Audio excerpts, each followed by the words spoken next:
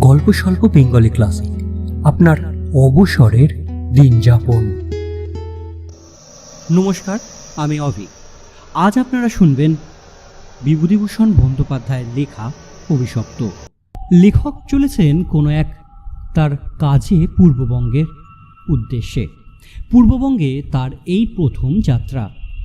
নৌকা করে সন্দ্বীপ খাল পার করে যেতে হবে বাংলাদেশের সুন্দরবনের অংশের দিকে। আর সেই খাল পার করতে গিয়েই মধ্যরাতের পরে শুনতে পেলেন জঙ্গল থেকে ভেসে আসছে অনেক মানুষের আর্তনাদ। তাদের সেই চিৎকার লেখকের মনে ভয় সৃষ্টি করল এবং তারপরে সেই আর্তনাদের পিছনের কাহিনী কি সেটাই জানতে পারলেন তারই এক সঙ্গীর কাছ থেকে। আজকের গল্পের মাধ্যমে সেই কাহিনী আপনারা শুনতে চলেছেন। আর আমার এই চ্যানেলের গল্প আগামী দিনে যদি আপনাদের শুনতে ইচ্ছে হয় তবে তার জন্য একটা ছোট্ট কাজ আপনাদের করতে হবে। চ্যানেলটিকে কিন্তু অবশ্যই সাবস্ক্রাইব করে রাখবেন আগামী দিনে আমার এই চ্যানেলের গল্পগুলো শুনবার জন্য। শুরু হচ্ছে আজকের গল্প অভিশপ্ত। আমার জীবনে সেই এক অদ্ভুত ব্যাপার সেবার ঘটেছিল। বছর তিনেক আগেকার কথা। আমাকে বরিশালের ওপারে যেতে হয়েছিল একটা কাজে। এই অঞ্চলের একটা গঞ্জ থেকে বেলা প্রায় 12টার সময় নৌকায় উঠলুম। আমার সঙ্গে এক নৌকায় বরিশালের এক ভদ্রলোক ছিলেন। গল্পে গুজবে সময় কাটতে লাগলো ভালোই। সময়টা পুজোর পরেই। দিনমানটা মেঘলা মেঘলা কেটে গেল। মাঝে মাঝে টিপটিপ করে বৃষ্টিও শুরু হলো। সন্ধ্যার কিছু আগে কিন্তু আকাশটা অল্প পরিষ্কার হয়ে গেল। ভাঙা ভাঙা মেঘের মধ্যে দিয়ে চতুর্দশীর চাঁদের আলো অল্প অল্প প্রকাশও পেল। সন্ধ্যা হবার সঙ্গে সঙ্গে আমরা বড় নদী ছেড়ে একটা খালে পড়লুম। শোনা গেল খালটা এখন থেকে আরম্ভ হয়ে নোয়াখালীর উত্তর দিকে একেবারে মেঘনায় মিশেছে। পূর্ববঙ্গে সেই আমার নতুন যাওয়া। চোখে কেমন সব একটা নতুন ঠেকতে লাগলো। অপরিসর খালের দুধারে বৃষ্টি স্নাত কেয়ার জঙ্গলে মেঘের আধো ঢাকা চতুর্দশীর জ্যোৎস্নায় ঝিকিমিকি করছিল। মাঝে মাঝে নদীর ধারে বড় বড় মাঠ, সটি বেত ফান গাছের বন জায়গায় জায়গায় খালের জালে ঝুঁকে পড়েছে। বাইরে একটু ঠান্ডা থাকলেও আমি ছইয়ের বাইরেই বসে দেখে দেখে এগোচ্ছিলুম। বরিশালের যে অংশটা সুন্দরবনের কাছাকাছি, ছোট ছোট খাল ও নদী চারিধারে, সমুদ্র খুব দূরে নয়, 10-15 মাইল দক্ষিণ পশ্চিমেই হাতিয়া ও সন্দ্বীপ। আর একটু রাত হলো। খালের দুপারে নির্জন জঙ্গল অস্ফুট জোছনায় কেমন যেন অদ্ভুত দেখতে লাগলো। এই অংশের লোকের বসতি একেবারেই নেই, শুধু ঘন বন আর জলের ধারে বড় বড় হোগলা গাছ। আমার সঙ্গী বললেন, এত রাতে আর বাইরে থাকবেন না, আসুন ছইয়ের মধ্যে, এইসব জঙ্গলে বুঝলেন না। তারপরে তিনি সুন্দরবনের নানা গল্প করতে আরম্ভ করলেন। তার এক কাকা নাকি ফরেস্ট ডিপার্টমেন্টে কাজ করতেন। তারই লঞ্চ করে তিনি একবার সুন্দরবনের নানা অংশে বেরিয়েছিলেন। সেই সব গল্প। রাত প্রায় 12টার কাছাকাছি হলো। মাঝি আমাদের নৌকায় ছিল মোটে একটি। সে বলে উঠল, বাবু, একটু এগিয়ে গিয়ে বড় নদী পড়বে। এত রাতে একা সে নদীতে পাড়ি জমাতে পারবো না, এখানেই নৌকা রাখি। নৌকা সেখানেই বাঁধা হলো। এদিকে বড় বড় গাছের আড়ালে চাঁদ অস্ত গেল। দেখলুম অপ্রশস্ত খালের দুধারের অন্ধকারে ঢাকা ঘন জঙ্গল। চারিদিকে কোনো শব্দ নেই। পতঙ্গগুলো পর্যন্ত চুপ করেছে। সঙ্গীকে বলল, মশাই, এ তো সরু খাল, পার থেকে বাঘ লাফিয়ে পড়বে না তো নৌকার ওপর? সঙ্গী বললেন, না পড়লেই আশ্চর্য হব। শুনে অত্যন্ত পুলকে ছইয়ের মধ্যে ঘেঁষে বসলুম। খানিকটা বসে থাকার পর সঙ্গী বললে, আসুন একটু শোয়া যাক, ঘুম তো হবে না, আর ঘুমানো ঠিকও না, আসুন একটু চোখ বুজে থাকে। খানিকটা চুপ করে থাকবার পর সঙ্গীকে ডাকতে গিয়ে দেখি তিনি ঘুমিয়ে পড়েছেন। মাঝিও জেগে আছে বলে আর মনে হলো না। ভাবলুম তবে আমি বা কেন মিথ্যে মিথ্যে চোখ চেয়ে থেকে থাকি। মহাজনদের পথ ধরবার উদ্যোগ করলুম। তারপর যা ঘটল সে আমার জীবনের এক অদ্ভুত অভিজ্ঞতা। শুতে যাচ্ছি, হঠাৎ আমার কানে এলো অন্ধকার বনের ঝোপের ওপাশে অনেক দূরে গভীর জঙ্গলের মধ্যে কে যেন কোথায় গ্রামাফোন বাজাচ্ছে। তাড়াতাড়ি উঠে বসলুম। গ্রামাফোন? এ বনে এত রাত্রে গ্রামাফোন কে বাজাবে?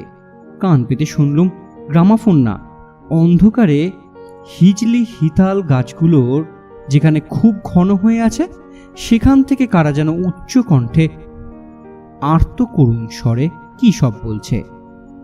খানিকটা শুনে মনে হলো সেটা একাধিক লোকের সমবেত কণ্ঠস্বর।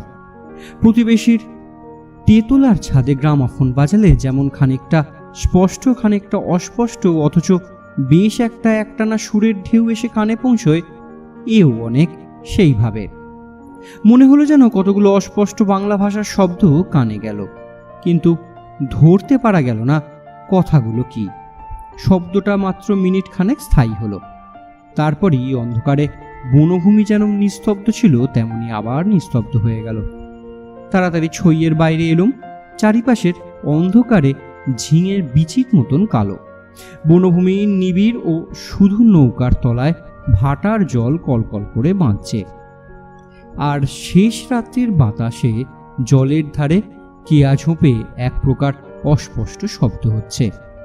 পার থেকে দূরে হিজল গাছের কালো গুঁড়িগুলো অন্ধকারে এক অদ্ভুত চেহারাও ধারণ করেছে।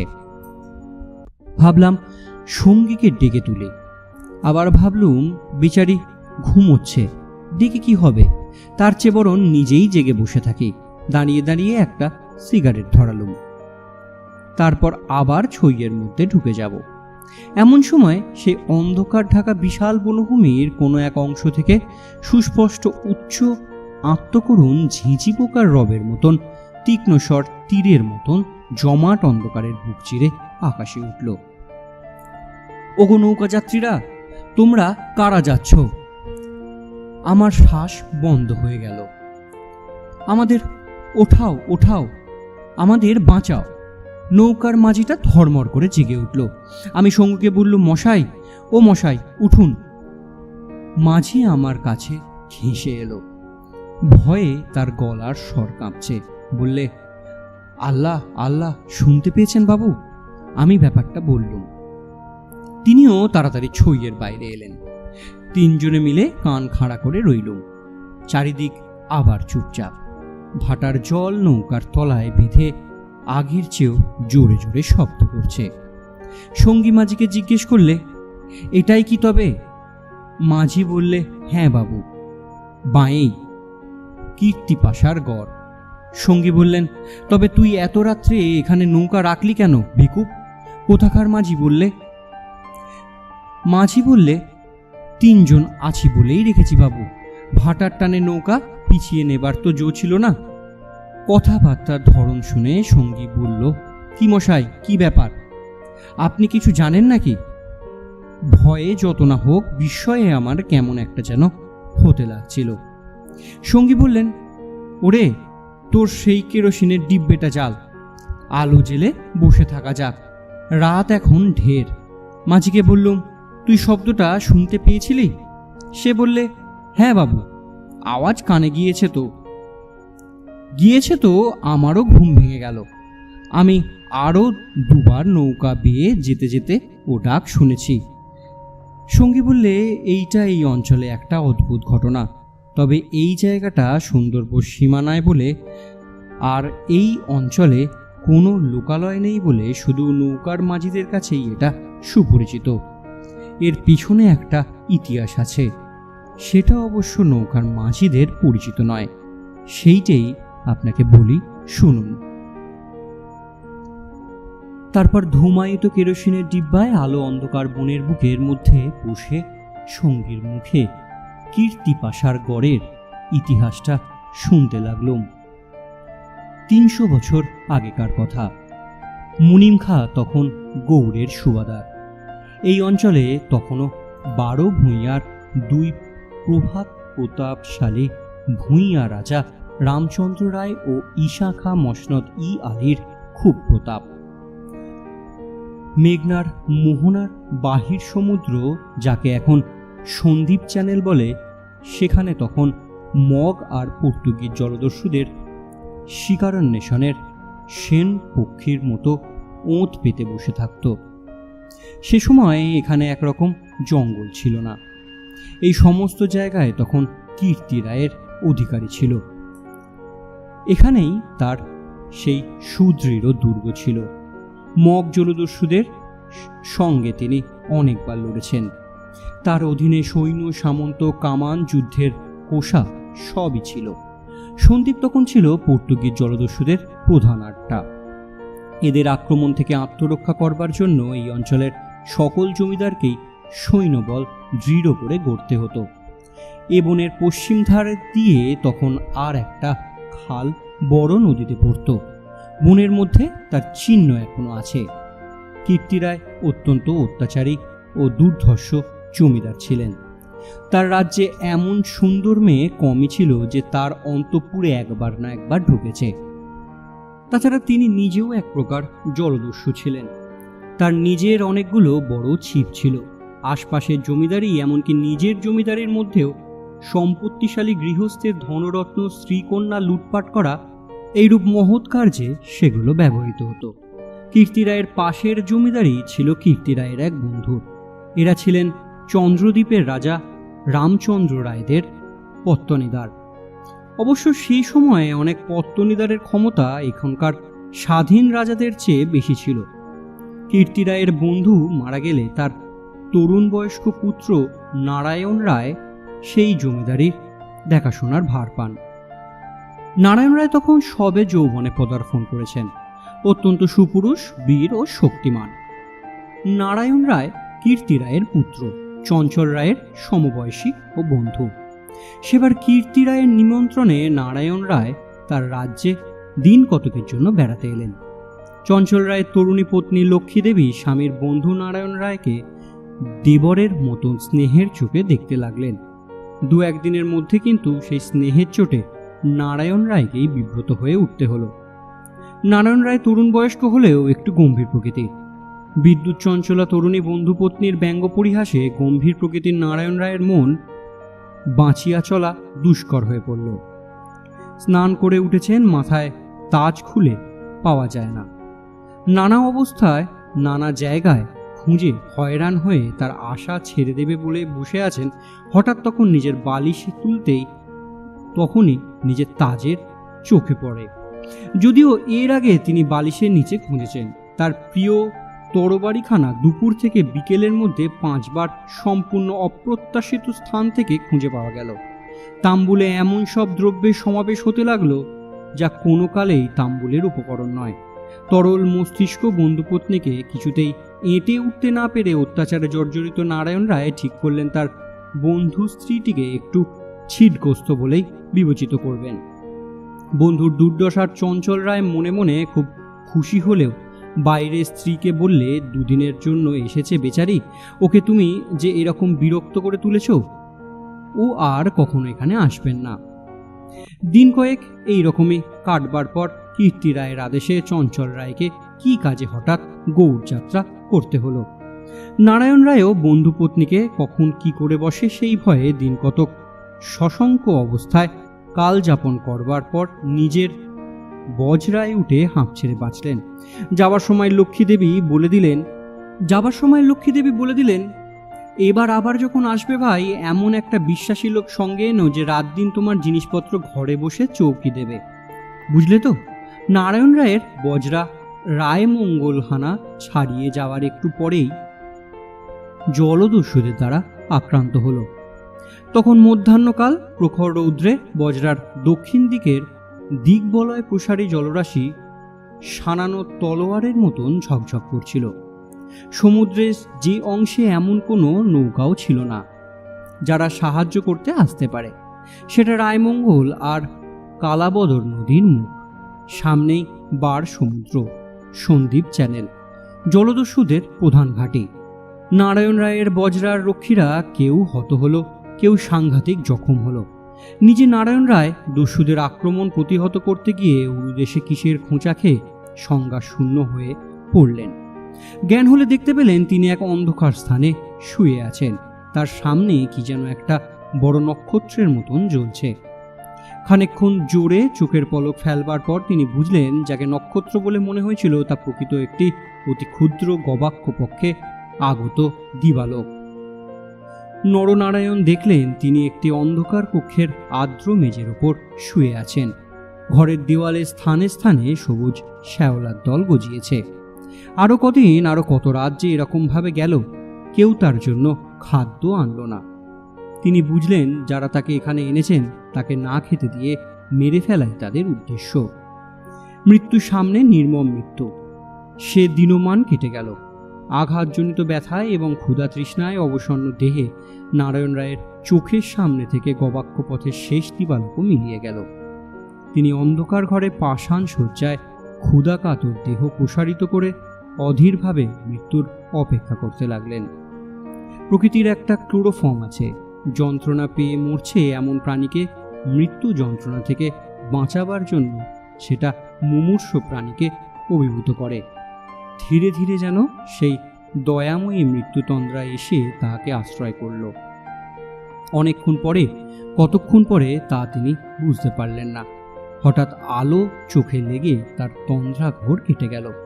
বিস্মিত নারায়ণ রায় চোখ মেলে দেখলেন তার সামনে প্রদীপ হস্তে দাঁড়িয়ে তার বন্ধু পত্নী লক্ষ্মীদেবী। কথা বলতে গিয়ে লক্ষ্মীদেবীর ইঙ্গিতে নারায়ণ রায় থেমে গেলেন। লক্ষ্মীদেবীর হাতের প্রদীপটি আঁচল দিয়ে ঢেকে নারায়ণ রায়কে তার অনুসরণ করতে ইঙ্গিত করলেন। একবার নারায়ণ রায়ের সন্দেহ হলো, এসব স্বপ্ন নয় তো। কিন্তু ওই যে দীপশিখার উজ্জ্বল আলোয় আর্দ্র ভিজে গাত্র সবুজ শ্যাওলার দল স্পষ্ট দেখা যায়। নারায়ণ রায় শক্তিমান যুবক। ক্ষুধায় দুর্বল হয়ে পড়লেও নিশ্চিত মৃত্যুর গ্রাস থেকে বাঁচবার উৎসাহে তিনি দৃঢ় পথে অগ্রবতীর্ণ ক্ষিপ্রগমনী এবং বন্ধুপত্নীর পশ্চাৎ পশ্চাৎ চললেন। একটা বক্রগতি পাথরের সিঁড়ি দিয়ে ওপরে উঠে একটা দীর্ঘ সুড়ঙ্গ পার হবার পর তিনি দেখলেন যে তারা কীর্তি রায়ের প্রাসাদের সামনের খালধারে এসে পৌঁছেছেন। লক্ষ্মীদেবী একটা ছোট বেদবোনা থলি বার করে তার হাতে দিয়ে বললেন, এতে খাবার আছে, এখানে খেও না। তুমি সাঁতার জানো, খাল পার হয়ে ওপারে গিয়ে কিছু খেয়ে নাও, তারপর যত শীঘ্রই পারো পালিয়ে যাও। ব্যাপার কি নারায়ণ রায় একটু একটু বুঝলেন। তার বিস্তৃত জমিদারি কীর্তি রায়ের জমিদারির পাশেই, এবং তার অবর্তমানে কীর্তি রায়ের দনুজ মর্দন দেবের বংশধরদের ভবিষ্যৎ পত্তনিদার। এত বড় বিস্তৃত ভূসম্পত্তি সৈন্য সামন্ত কীর্তি রায়ের হাতে এলে তিনি কি আর কিছু রাজ্য করবেন? কীর্তি রায় যে মাথা নিচু করে আছেন তার এই কি কারণ নয় যে তার এক পাশে বকলা চন্দ্রদ্বীপ, অন্য পাশে ভুলুয়ার প্রতাপশালী ভূঁইয়া রাজা লক্ষণ মানিক। প্রদীপের আলোয় নারায়ণ রায় দেখলেন তার বন্ধুপত্নীর মুখে সে চটুল হাস্যরেখার চিহ্ন নেই। তার মুখখানি সহানুভূতিতে ভরা মাতৃমুখের মতন স্নেহকোমল হয়ে এসেছে। তাদের চারিপাশের গাঢ় অন্ধকার, মাথার ওপর আকাশের বুক চিরে দিগন্ত বিস্তৃত উজ্জ্বল ছায়াপথ। নিকটেই খালের জল জোর জোর ভাটার টানে তীরের হোগলা গাছ দুলিয়ে কলকল শব্দে বড় নদীর দিকে ছুটেছে। নারায়ণ আবেগপূর্ণ সুরে জিজ্ঞেস করলেন, বউ ঠাকুরুন, চঞ্চল কি এর মধ্যেই আছে? লক্ষ্মীদেবী বললেন, না ভাই, তিনি কিছুই জানেন না, এসব শ্বশুর ঠাকুরের কীর্তি। এই জন্যই তাকে অন্য জায়গায় পাঠিয়েছেন। এখন আমার মনে হচ্ছে গৌটোর সবই মিথ্যা। নারায়ণ রায় দেখলেন লজ্জায় দুঃখে তার বন্ধুপত্নীর মুখ বিবর্ণ হয়ে উঠেছে। লক্ষ্মীদেবী আবারও বললেন, আমি আজ জানতে পারি। খিড়কিগড়ের পাইক সর্দার আমায় মা বলে, তাকে দিয়ে দুপুর রাতের পাহারা সব সরিয়ে রেখে দিয়েছিলাম।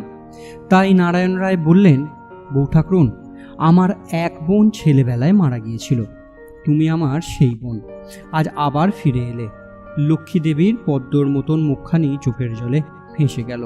একটু ইতস্তত করে বললেন, ভাই বলতে সাহস পাইনে, তবুও একটা কথা বলছি, বোন বলে যদি রাখো। নারায়ণ রায় জিজ্ঞেস করলেন, কি কথা বউ ঠাকুরুন? লক্ষ্মী দেবী বললেন, তুমি আমার কাছে বলে যাও ভাই যে শ্বশুর ঠাকুরের কোনো অনিষ্ট চিন্তা তুমি করবে না। নারায়ণ রায় একটুখানি কি ভাবলেন, তারপর বললেন, তুমি আমার প্রাণ দিয়ে বউ ঠাকুরুন, তোমার কাছে বলে যাচ্ছি, তুমি বেঁচে থাকতে আমি তোমার শ্বশুরের কোনো অনিষ্ট চিন্তা করব না। বিদায় নিতে নিতে নারায়ণ রায় একবার জিজ্ঞেস করলেন, বউ ঠাকুরুন, তুমি ফিরে যেতে পারবে তো? লক্ষ্মী দেবী বললেন, আমি ঠিক যাব, তুমি কিন্তু যত দূর পারো সাঁতার দিয়ে তারপর ডাঙায় উঠে চলে যেও। নারায়ণ রায় সেই ঘন অন্ধকারের মধ্যে নিঃশব্দে খালের জলের পরে মিলিয়ে গেলেন। লক্ষ্মী দেবীর প্রদীপটা অনেকক্ষণ বাতাসে নিভে গিয়েছে। তিনি অন্ধকারের মধ্যে শ্বশুরের গড়ের দিকে ফিরলেন। একটু দূরে গিয়েই তিনি দেখতে পেলেন পাশের ছোট্ট খালটায় দুখানা ছিপ মশালের আলোয় সজ্জলিত হচ্ছে। ভয়ে তার বুকের রক্ত জমে গেল। সর্বনাশ, এরা কি তবে জানতে পেরেছে? দ্রুত পদে অগ্রসর হয়ে গুপ্ত সুড়ঙ্গের মুখে এসে তিনি দেখলেন সুড়ঙ্গের পথ খোলাই আছে। তিনি তাড়াতাড়ি সুড়ঙ্গের মধ্যে ঢুকে পড়লেন। কীর্তি রায় বুঝলেন, নিজের হাতের আঙুলও যদি বিষাক্ত হয়ে ওঠে তো তাকে কেটে ফেলাই সমস্ত শরীরের পক্ষে মঙ্গল। পরদিন আবার দিনের আলো ফুটে উঠল, কিন্তু লক্ষ্মী দেবীকে আর কোনোদিনই কেউ দেখেননি। রাতের হিংস্র অন্ধকার তাকে গ্রাস করে নিয়েছে। নারায়ণ রায় নিজের রাজধানীতেই বসে সব শুনলেন। গুপ্ত সুড়ঙ্গের দুধারের মুখ বন্ধ করে কীর্তি রায় তার পুত্রবধূর শ্বাস রোধ করে তাকে হত্যা করেছে শুনে তিনি চুপ করে রইলেন। এর কিছুদিন পরে তার কানে গেল বাসন্তার লক্ষণ রায়ের মেয়ের সঙ্গে শীঘ্রই চঞ্চলের বিয়ে। সেদিন রাত্রে চাঁদ উঠলে নিজের প্রাসাদ শিখরে বেড়াতে বেড়াতে চারিদিকে শুভ্র সুন্দর আলোয় সাগরের দিকে দৃষ্টিপাত করে দৃঢ়চিত্তে নারায়ণ রায়ও চোখের পাতা যেন ভিজে উঠল। তার মনে হলো তার অভাগিনী বউ ঠাকুরনের হৃদয় নিঃসারিত নিষ্পাপ অকলঙ্ক পবিত্র স্নেহের ঢেউয়ের সারা জগৎ ভেসে যাচ্ছে। মনে হলো তারই অন্তরে শ্যামলতায় জ্যোৎস্না ধৌত বনভূমি অঙ্গে অঙ্গে শ্যামল সুন্দর শ্রীনীরব আকাশের তলে তারই চোখের দুষ্টু হাসিটি তারায় তারায় নবমল্লিকার মতন ফুটে উঠেছে। নারায়ণ রায়ের পূর্বপুরুষরা দুর্ধর্ষ ভূমিধিকারী দস্যু। হঠাৎ পূর্বপুরুষের সেই বর্বর রক্ত নারায়ণ রায়ের ধমনীতে নেচে উঠল। তিনি মনে মনে বললেন, আমার অপমান আমি একরকম ভুলেছিলাম বউ ঠাকুরন, কিন্তু তোমার অপমান আমি সহ্য করব না কখনো। কিছুদিন কেটে গেল। তারপর একদিন এক শীতের ভোরে রাত্রির কুয়াশা কেটে যাওয়ার সঙ্গে সঙ্গেই দেখা গেল কীর্তি রায়ের গড়ের খালের মুখে ছিপে সুলুপে জাহাজে ভরে গিয়েছে। তোপের আওয়াজে কীর্তি রায়ের প্রাসাদ দুর্গের ভিত্তি ঘন ঘন কেঁপে উঠতে লাগলো। কীর্তি রায় শুনলেন আক্রমণকারী নরনারায়ণ রায়, সঙ্গে দুরন্ত পর্তুগিজ জলদস্যু সিবাস্টিস গঞ্জালেস। উভয়ের সম্মিলিত বহরের 40খানা কোষা খালের মুখে চড়াও হয়েছে। পুরা বহরের বাকি অংশ বাহির নদীতে দাঁড়িয়ে। এই আক্রমণের জন্য কীর্তি রায় পূর্ব থেকেই প্রস্তুত ছিলেন। কেবল প্রস্তুত ছিলেন না নারায়ণ রায়ের সঙ্গে গঞ্জালেসের যোগদানের জন্য। রাজা রামচন্দ্র রায় এবং রাজা লক্ষণ মানিকের সঙ্গে গঞ্জালেসের কয়েক বৎসর ধরে শত্রুতা চলে আসছে।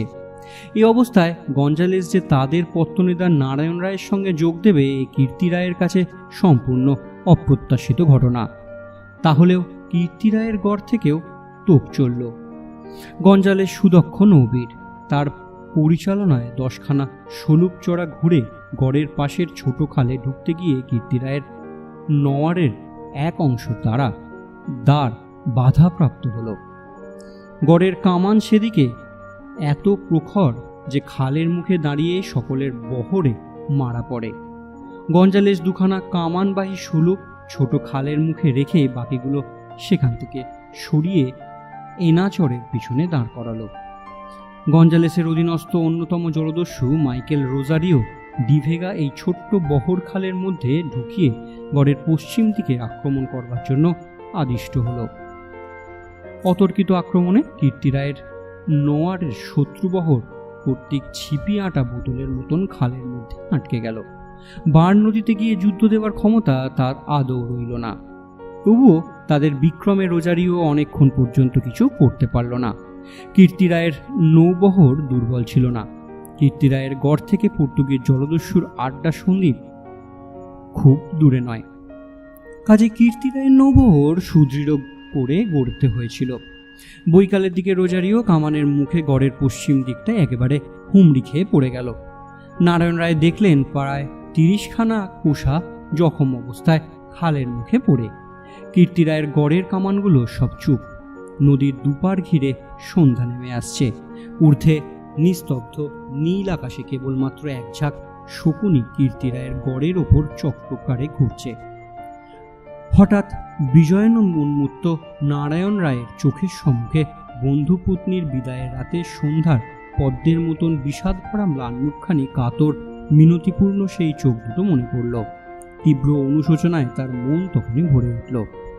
তিনি করছেন কি? এই রকম করে কি তিনি তার স্নেহময়ী প্রাণদায়ীর শেষ অনুরোধ রাখতে এসছেন? নারায়ণ রায় হুকুম জারি করলেন, কীর্তি রায়ের পরিবারের এক প্রাণীরও যেন প্রাণহানি না হয়। একটু পরেই সংবাদ এলো, গড়ের মধ্যে কেউ নেই। নারায়ণ রায় বিস্মিত হলেন।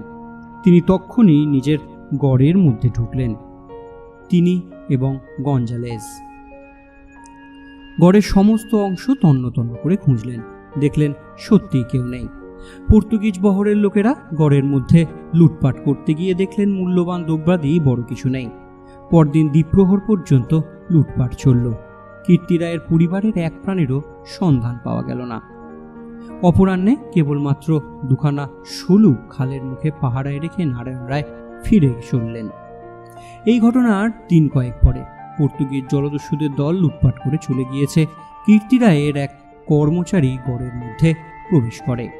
আক্রমণের দিন সকালেই এই লোকটি গড় থেকে আরও অনেকের সঙ্গে পালিয়েছিল। ঘুরতে ঘুরতে একটা বড় থামের আড়ালে সে দেখতে পেল একজন আহত মুমূর্ষ লোক তাকে ডেকে কি বলবার চেষ্টা করছে। কাছে গিয়ে সেই লোকটাকে চিনল। লোকটি কীর্তি রায়ের পরিবারের এক বিশ্বস্ত পুরনো কর্মচারী। তার মৃত্যুকালীন অস্পষ্ট বাক্যে আগন্তুক কর্মচারীটি মোটামুটি যা বুঝল তাতে তার কপাল ঘেমে উঠল। সে বুঝল কীর্তি রায় তার পরিবারবর্গ এবং ধনরত্ন নিয়ে মাটির নিচের এক গুপ্তস্থানে আশ্রয় নিয়েছেন এবং সেই লোকটি একমাত্র তার সন্ধান জানে। তখনকার আমলে এই গুপ্ত গৃহগুলো প্রায় সকল বাড়িতেই থাকত এবং এর ব্যবস্থা এমন ছিল যে বাইরে থেকে কেউ এগুলো না খুলে দিলে তার থেকে আর বেরোবার উপায় ছিল না। কোথায় সে মাটির নিচে ঘর তা স্পষ্ট করে বলবার আগেই আহত লোকটি মারা গেল। বহু অনুসন্ধানে গড়ের কোনো অংশে সে গুপ্ত গৃহ ছিল তা কেউ আর সন্ধানও পেল না। এইরকম কীর্তি রায় ও তার পরিবারবর্গের অনাহারে তিলে তিলে শ্বাসরোধ হয়ে গড়ের যে কোন নিভৃত ভূগর্ভস্থলে মুক্তিপ্রাপ্ত হলো তার শরীরে কিংবা মৃত্যুমুখে পতিত হলেন তা আর কোনো সন্ধান হইল না। সেই বিরাট প্রাসাদ দুর্গের পর্বত প্রমাণ মাটি পাথরের চাপে হতভাগ্যদের সাদা হাড়গুলো কোন বায়ুশূন্য অন্ধকারে ভূকক্ষে তিলে তিলে গুঁড়ো হচ্ছে কেউ তার খবর পর্যন্ত জানে না। এই ছোট খালটা প্রকৃতপক্ষে সন্দ্বীপ চ্যানেলই একটা খাঁড়ি। খাঁড়ির ধার থেকে একটুখানি গেলে গভীর অরণ্যের ভেতর কীর্তি রায়ের দুর্গের বিশাল ধ্বংসস্তূপ এখনো বর্তমান। খাল থেকে কিছু দূরে অরণ্যের মধ্যে দুই সার প্রাচীন বকুল গাছ দেখা যায়। এখনো এই বকুল গাছের সারের মধ্যে দুর্ভেদ্য জঙ্গল আর শুলো কাটার বন। তখন এখানে রাজপথ ছিল। আর খানিকটা গেলে একটা বড় দিঘি চোখে পড়বে। তারই দক্ষিণে উঁচু ইটের জঙ্গলাবৃত স্তূপে অর্ধপতিত হাঙরমুখ পাথরের কড়ি, ভাঙা থামের অংশ। 12 ভূঁইয়াদের বাংলা থেকে, রাজা প্রতাপাদিত্য রায়ের বাংলা থেকে বর্তমান যুগের আলোয় উঁকি মারছে। দিঘির যে ইষ্টক সোপানের সকাল সন্ধ্যায় তখন অতীত সূর্যের যুগের রাজবধূদের রাঙা পায়ের আলোকত্ব রাগ ফুটে উঠত। এখন সেখানে দিনের বেলায় বড় বড় বাঘের পায়ের থাবার দাগ পড়ে। গোখরা কেউটে সাপের দল ফনা তুলে ঘুরে বেড়ায়। বহুদিন থেকেই এখানে এক অদ্ভুত ব্যাপারও ঘটে আসছে। দুপুরে রাতে গম্ভীর বনভূমি যখন নীরব হয়ে যায়, হেতাল হিচাল গাছের কালো গুঁড়িগুলো অন্ধকারে যখন বনের মধ্যে প্রেতের মতন দাঁড়িয়ে থাকে, সন্দ্বীপ চ্যানেলের জোয়ারের ঢেউয়ে আলোক ক্ষেপিত লোনা জল খাঁড়ির মুখে জোনাকির মতন জ্বলতে থাকে, তখন খাল দিয়ে নৌকা বেয়ে যেতে যেতে মোম মধু সংগ্রহকারীরা কতবার যে শুনেছে অন্ধকার বনের মধ্যে এই গভীর অংশের থেকে কারা যেন আর্তস্বরে চিৎকার করছে, ওগো পথযাত্রীরা, ওগো নৌকা যাত্রীরা, আমরা এখানে শ্বাসরুদ্ধ হয়ে মারা গেলাম, দয়া করে আমাদের তোলো, ওগো আমাদের তোলো। ভয়ে বেশি রাত্রে এ পথে কেউ নৌকাও বাইতে চায় না।